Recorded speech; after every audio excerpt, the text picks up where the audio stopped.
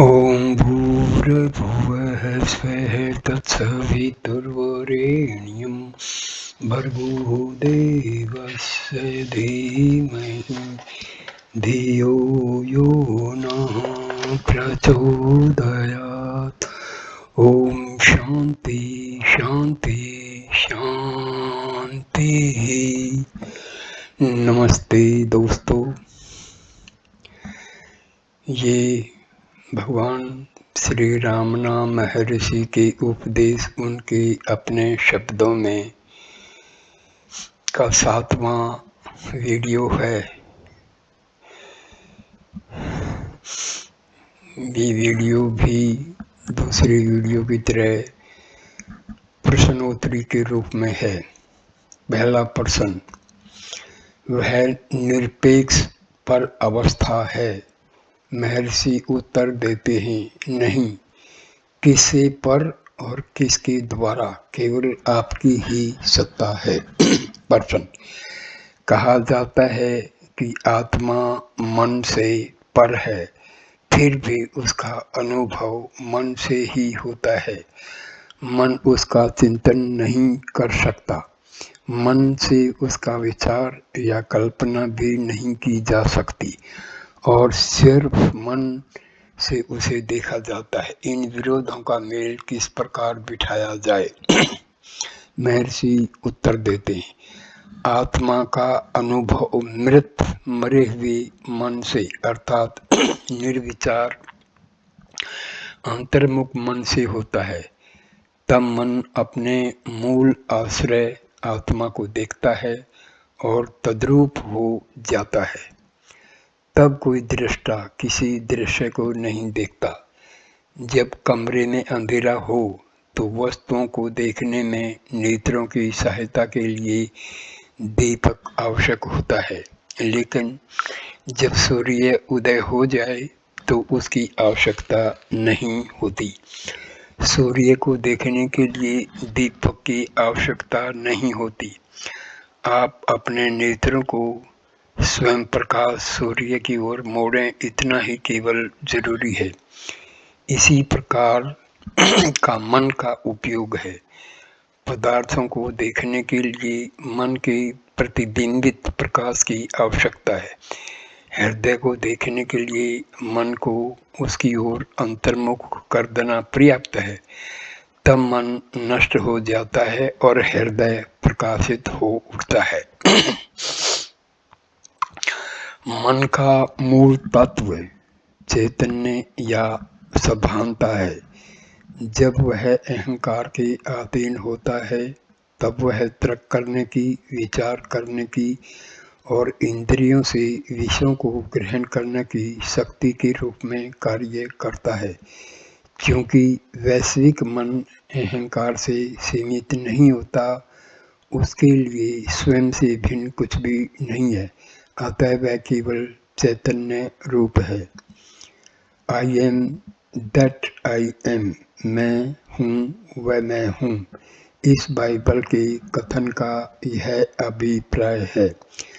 अपने ही आत्मा की परम चेतना में जब मन का लय होता है, समझिए कि तब इच्छा, क्रिया तथा ज्ञान इत्यादि की सारी शक्तियाँ उस चेतना में केवल काल्पनिक ख्यालों जैसी दिखती हैं और स्वतः पूर्णतया लुप्त हो जाती हैं।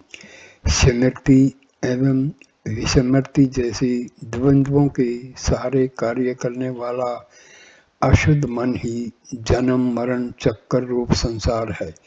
विचार तथा विस्मृति की क्रियाएं जिसमें नष्ट हो गई हैं, ऐसा सच्चा अहम ही मोक्ष है और उसमें जन्म मरण का हेतु परमाद आत्म विस्मृति नहीं है।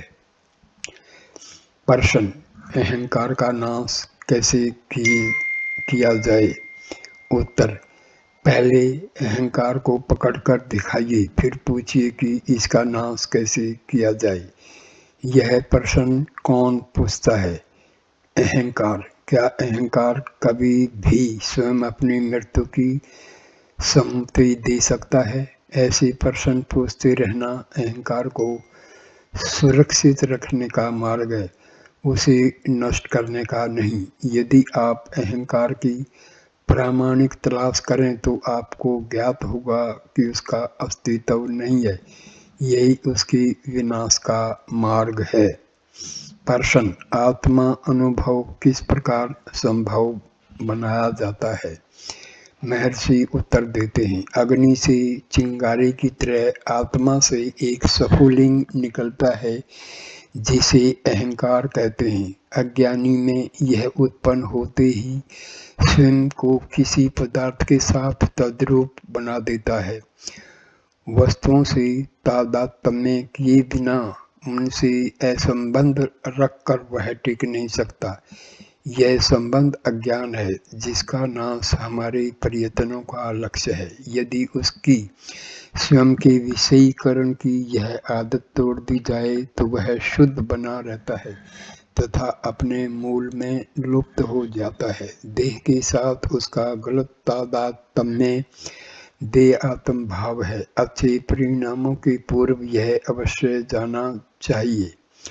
दो अवस्थाओं तथा दो विचारों के बीच में इस अहम का उसकी शुद्ध स्थिति में अनुभव किया जा सकता है। अहंकार उस जोंक तृणजलुका की तरह है जो अपना पहला आश्रम तभी छोड़ती है जब वह अपने अगले कदम का आश्रय पा लेती है। जब वह पदार्थों के एवं विचारों के संपर्क से मुक्त होता है तब अहंकार का सच्चा रूप जाना जाता है। यह प्रेत पिशाच जैसा आरूप अहंकार रूप का आश्रय लेकर के ही अस्तित्व में आती है। रूपों से पोषण प्राप्त करके पुष्ट होता है तथा दूसरे रूप का ग्रहण करके ही पूर्व के रूप को छोड़ता है, लेकिन अन्वेषण करने पर अदृश्य हो जाता है। यदि मैं देह हूँ ऐसा रूप वाला प्रथम पुरुष अहंकार का अस्तित्व होता है, तभी तुम वह इत्यादि द्वितीय तृतीय पुरुष भी होते हैं। प्रथम पुरुष के सत्य का अन्वेषण करके यदि उसे नष्ट किया जाए तो द्वितीय तृतीय पुरुष भी नहीं रहती, और जैसी आत्मा की शुद्ध अवस्था होती है वैसे ही मनुष्य अपने सच्चे स्वरूप में प्रकाशित होता है। मैं रक्त मांस में शरीर हूँ, यह विचार ही वह एक सूत्र है जिसमें दूसरे विविध विचार पिरोए गए हैं। इसलिए यदि यह मैं कहाँ है इस प्रकार तलाश करते हुए भीतर की ओर मुड़कर देखें तो अहम विचार के साथ सब विचार समाप्त हो जाएंगे और तब आत्मा अपने आप प्रकाशित होगा। प्रश्न: मैंने जब श्री भगवान की रचनाएं पढ़ी तो मुझे मालूम हुआ कि अपना अन्वेषण आत्मा अनुभव की एकमात्र पद्धति है। उत्तर: हाँ, उसे विचार कहा जाता है। प्रश्न: उसे किस तरह किया जाता है? भगवान जी का उत्तर: प्रश्न करने वाले को अवश्य अपने आत्मा का स्वीकार करना पड़ता है। मैं हूँ, यह आत्मा अनुभव है। वर्तमान मैं के भाव को अन्वेषण के सूत्र रूप में पकड़कर शुद्ध आत्मा अनुभव तक तलाश जारी रखना विचार है। विचार एवं आत्मा अनुभव एक हैं। प्रश्न: यह स्पष्ट नहीं है, मुझे किस पर ध्यान करना चाहिए? उत्तर: ध्यान के लिए ध्येय की आवश्यकता होती है। विचार में ध्येय रहित केवल ध्याता होता है। ध्यान एवं विचार में यह भेद है। प्रश्न: क्या ध्यान आत्मा अनुभव की कार्यक्षम प्रक्रियाओं में से एक नहीं है? महर्षि का उत्तर: किसी एक वस्तु पर एकाग्रता ध्यान है। विविध विचारों को रोककर केवल एक विचार पर चित्त को एकाग्र करने के हेतु ध्यान किया जाता है। आत्मा अनुभव के पूर्व यह एक विचार भी अदृश्य हो जाना चाहिए, लेकिन आत्मा अनुभव में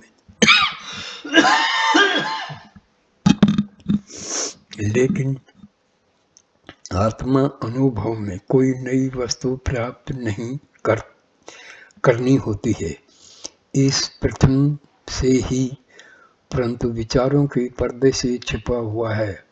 हमारे सारे प्रयत्न इस पर्दे को हटाने के लिए हैं, तब आत्मा अनुभव प्रकट होता है। यदि साधकों को ध्यान करने की सलाह दी जाए तो बहुत लोग संतुष्ट होकर चले जाएंगे, लेकिन उनमें से कोई वापस आकर पूछ सकता है, किसी भी वस्तु पर ध्यान करने वाला मैं कौन हूँ? ऐसे साधक को आत्मा की तलाश करने के लिए ही कहना चाहिए, वह अंतिम भूमिका है, विचार है। प्रश्न, क्या ध्यान के बिना केवल विचार से काम चलेगा? महर्षि का उत्तर, विचार प्रक्रिया है और लक्ष्य भी है। मैं हूँ, यह लक्ष्य है और अंतिम सत्य है। प्रयत्न पूर्वक उसे पकड़े रहना विचार है। जब स्वाभाविक, अनायास एवं स्वयं स्फूर्ति रूप में रहने लगे तो आत्मा अनुभव है। चित्त लय के लिए सबसे अधिक कार्यक्षम विचार को छोड़कर अन्य कोई प्रभावी मार्ग है ही नहीं। दूसरी पद्धतियों से मन को शांत किया जाए तो अल्प समय के लिए वह समाधिस्थ होगा, लेकिन पुनः विक्षिप्त हो जाएगा। आत्मा अनुसंधान एकमात्र अमोघ साधन है और सीधा मार्ग है, जिससे पूर्ण निर्गुण अनंत सत्ता स्वयं आप हैं, इस सत्य का आप अनुभव कर सकते हैं। प्रश्न, आत्मा अनुसंधान को ही ज्ञान का एकमात्र सीधा मार्ग क्यों माना जाए? महर्षि का उत्तर, क्योंकि आत्म विचार से भिन्न सभी साधनाओं में साधन के रूप में मन को बनाए रखने की पूर्व धारणा स्वीकृत होती है, क्योंकि मन के बिना उनका अनुसरण नहीं किया जा सकता। साधना की विभिन्न भूमिकाओं में अहंकार सूक्ष्म से सूक्ष्म रूपों को धारण करता है, किंतु कभी भी नष्ट नहीं होता। जनक ने जब कहा, अब मैंने उस चोर को जान लिया है जो अब तक मुझे परेशान करता रहा, अब मैं अविलंब उसको नष्ट करने का सीधा उपाय करूंगा, तो वह राजा अहंकार या मन के उद्देश्य से ऐसा कह रहा था। प्रश्न, लेकिन इस चोर को अन्य साधनों से भी तो पकड़ा जा सकता है। उत्तर, आत्मा विचार से भिन्न साधनाओं के द्वारा अहंकार या मन को नष्ट करने का यत्न ऐसा है जैसे पुलिस वेशधारी चोर ही चोर को अर्थात स्वयं को पकड़ने का नाटक करे। आत्म विचार ही इस सत्य को प्रकट कर सकता है कि वास्तव में अहंकार का अस्तित्व नहीं है और मनुष्य को आत्मा की पूर्ण शुद्ध अद्वैत सत्ता का अनुभव करा सकता है। आत्मा अनुभव होने के पश्चात कुछ भी जानना शेष नहीं रहता, क्योंकि आत्मा पूर्ण आनंद और सर्वरूप है। प्रश्न, आत्मानुसंधान अन्य पद्धतियों से अधिक सीधी पद्धति क्यों है? उत्तर, अपने आप से अभिन्न केवल पूर्ण शाश्वत परम आत्मा निष्ठा ही शरीर से आबद्ध जीव के लिए भवसागर से पार कर जाने की एकमात्र नाव है। अहंकार का नाश ही सत्य है। अहंकार की पहचान की तलाश करके उसे नष्ट कर दीजिए, क्योंकि अहंकार कोई वास्तविक सत्ता नहीं है। वह अपने आप अदृश्य हो जाएगा और सत्य स्वयं प्रकट होगा। यह सीधी पद्धति है और सब पद्धतियां अहंकार को बनाए रखती हैं। उनमें कई संदेह उत्पन्न होते हैं तथा मैं कौन हूँ इस सनातन प्रश्न का समाधान करना अंत में बाकी रहता है, किंतु इस पद्धति में अंतिम प्रश्न ही एकमात्र प्रश्न है और उसे प्रारंभ में ही उठाया जाता है तथा इसमें अन्य किसी साधन की आवश्यकता नहीं है। इससे बड़ा कोई रहस्य नहीं कि स्वयं सत्य होकर हम सत्य की तलाश में हैं। हम सोचते हैं कि हमारे सत्य को कोई आवरण छिपाए हुए है जिसे हटाना जरूरी है। यह हास्यास्पद है। एक दिन आएगा जब आप अपने प्रयत्नों पर हंसेंगे और हंसने के दिन होगा वह अभी और यही है। प्रकरण 5 आत्मा अनुसंधान अभ्यास। आत्मा अनुसंधान का अभ्यास प्रारंभ करने वालों को भी श्री रमन अपनी मैं विषयक आंतरिक अनुभूति पर ध्यान एकाग्र करने की तथा संभव हो तब तक उसे जारी रखने की सलाह देते थे। उनको कहा जाता था कि चित्त यदि दूसरे विचार की ओर चला जाए तो इसका ख्याल आते ही उसे मैं की अनुभूति पर पुनः एकाग्र करना चाहिए। इस प्रक्रिया में सहायता के लिए वे विविध उपाय बताते थे। साधक स्वयं को मैं कौन हूँ अथवा यह मैं का भाव कहाँ से उत्पन्न होता है, ऐसे प्रश्न पूछ सकता है। अंतिम लक्ष्य मैं के विषय में हमेशा सावधान रहना है, जो शरीर मन की सब चेष्टाओं के लिए स्वयं को जिम्मेदार मान लेता है।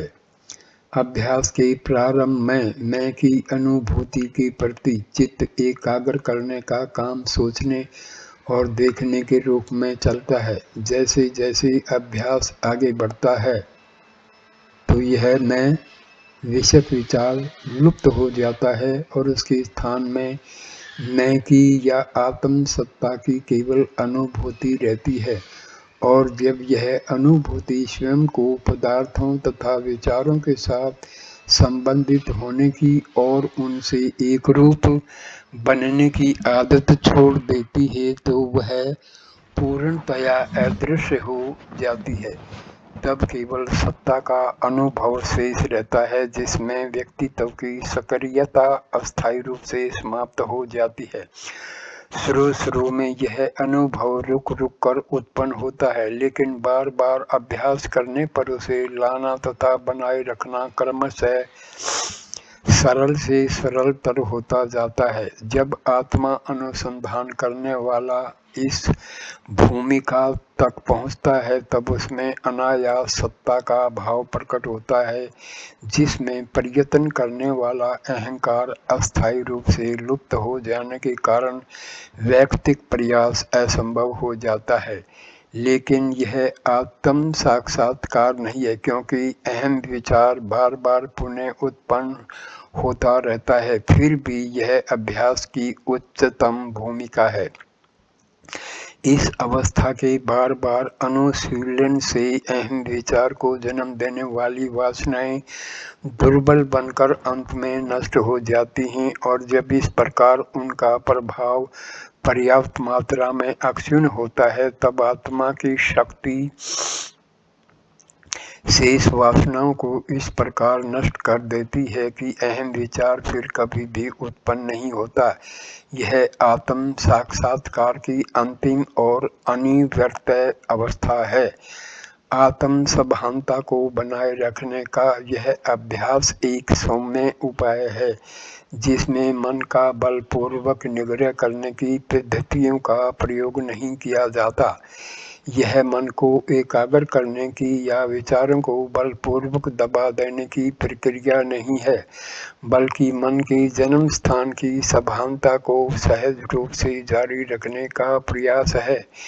आत्मा अनुसंधान की पद्धति तथा उसका लक्ष्य मन के मूल में रहना है तथा स्वयं जो नहीं है उन सब बातों से रस तथा ध्यान हटाकर स्वयं वस्तुतः जो है उसके बारे में सभान बने रहना है।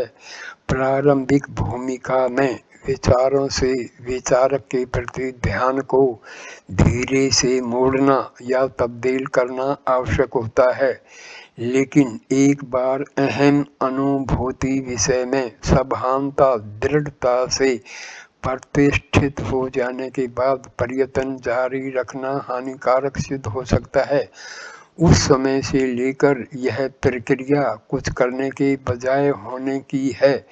प्रयत्न पूर्वक बनना नहीं, अनायास होना आत्मा अनुसंधान है। स्वयं जो प्रथम से ही है वह सत्ता बने रहना अनायास स्थिति है, क्योंकि सत्ता हमेशा उपलब्ध तथा अनुभव गोचर है।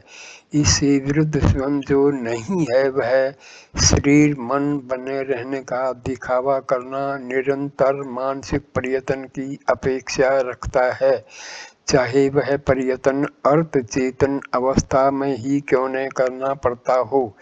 इससे यह सिद्ध होता है कि आत्मा अनुसंधान की उच्चतर भूमिकाओं में प्रयत्न सत्ता मात्र स्वरूप आत्मा अनुभव से ध्यान को चित करना है, जबकि सब मानसिक प्रयत्नों का अभाव उसे प्रकट कर देता है। आखिर आत्मा कुछ करने से नहीं, बने रहने से प्रकट होता है। स्वयं श्री रमन ने एक समय कहा था, ध्यान मत कीजिए, बने रहिए, आप हैं ऐसा मत सोचिए, केवल बने रहिए, होने के विषय में विचार मत कीजिए, आप हैं। आत्मा अनुसंधान विशेष समय में तथा विशेष प्रकार के आसन में बैठकर करने का ध्यान अभ्यास है, ऐसा नहीं समझना चाहिए। वह मनुष्य की जागृत अवस्था के प्रत्येक क्षण में कुछ करते समय भी जारी रहना चाहिए। श्री रमन कर्म करने तथा आत्मा अनुसंधान में कोई विरोध नहीं मानते थे। वे हमेशा कहते कि थोड़े से अभ्यास से ही इसे किसी भी प्रकार की परिस्थिति में किया जा सकता है। कभी कभी वे अवश्य कहते थे कि नियमित रूप से निश्चित समय में व्यवस्थित पद्धति से ध्यान करने का अभ्यास प्रारंभ करने वाले साधकों के लिए अच्छी बात है, लेकिन लंबे समय तक बैठकर ध्यान करने के वे कभी भी समर्थक नहीं थे एवं ध्यान में जीवन के लिए व्यवहारिक पर कर्मों को छोड़ने के इच्छुक अपने भक्तों का कभी भी अनुमोदन नहीं करते थे।